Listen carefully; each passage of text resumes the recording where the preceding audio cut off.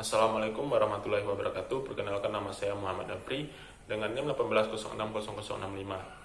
Mata kuliah Ekonomi Politik.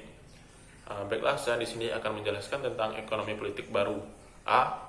Latar belakang lahirnya ekonomi politik baru. Proses-proses ekonomi politik dan proses-proses politik tidak bisa dipisahkan meskipun politik dan ekonomi merupakan disiplin ilmu yang sangat berbeda. Tidak peduli bentuk dan negaranya. Sepanjang dua pihak melihat keuntungan dari pertukaran, maka pasar akan terbentuk. Intervensi negara dalam ekonomi suatu hal yang tidak mungkin ditiadakan, karena kenyataannya pasar diatur oleh institusi-institusi negara dengan paksa. Meskipun dengan alih-alih sebagai pihak ketiga yang memantau jalannya perekonomian, negara kapanpun siap untuk menginterupsi pasar. Satu hal lagi yang tidak bisa dimisahkan ekonomi dan politik adalah kecenderungan masyarakat yang tidak bisa hanya dilihat sebagai konsumen dan produsen, tetapi juga sebagai warga negara yang notabene merupakan instrumen politik. Logika sederhana mengatakan bahwa ekonomi dan politik tidak dapat diakomodasi ke dalam sebuah prinsip pengambilan keputusan tunggal tentang perilaku manusia yang didasarkan pada rasionalitas individu. Jika individu dapat menata pilihan-pilihan atau alternatif dalam setting pasar, mereka tentu juga dapat menatanya dalam setting politik. Karena dalam kedua setting tersebut, para pelaku atau aktornya dilandaskan pada kepentingan individu. Ekonomi politik berusaha menjembatani antara ilmu ekonomi yang canggih dalam menelaah fenomena-fenomena ekonomi dari perspektif mekanisme pasar dengan fenomena-fenomena dan kelembagaan dan pasar pada bidang-bidang politik. B. Teori pilihan rasional. Aliran pemikiran yang didasarkan pada asumsi bahwa individu memiliki tindakan yang paling sesuai dengan preferensi yang pribadi mereka.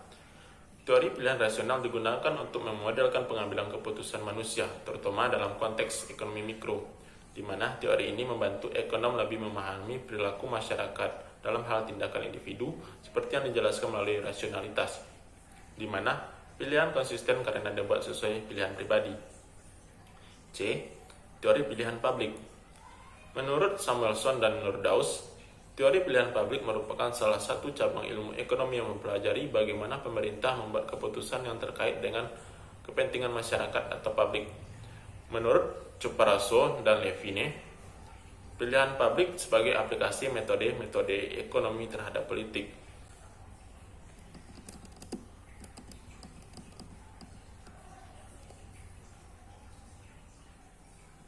Di masa lalu, banyak ahli ekonomi berpendapat bahwa cara untuk mencegah kegagalan pasar seperti monopoli adalah dengan memajukan tindakan pemerintah. Tetapi ahli ekonomi pilihan publik menunjukkan bahwa ada juga satu hal yang dinamakan kegagalan pemerintah, yaitu ada beberapa alasan mengapa intervensi ke pemerintah gagal mencapai hasil yang diinginkan. Salah satu pendorong utama bagi teori keputusan publik adalah kurangnya insentif bagi para pemilih untuk menonton pemerintah secara efektif. Menurut Anthony Downs dalam salah satu buku tertua mengenai pilihan publik, teori ekonomi mengenai demokrasi menunjukkan bahwa pemilih sangat peduli terhadap isu-isu politik dan bahwa ketidakpedulian ini merupakan hal yang rasional. Mungkin itu yang bisa saya jelaskan tentang materi tersebut. Saya akhiri dengan wabillahi taufiq wal hidayah. Assalamualaikum warahmatullahi wabarakatuh.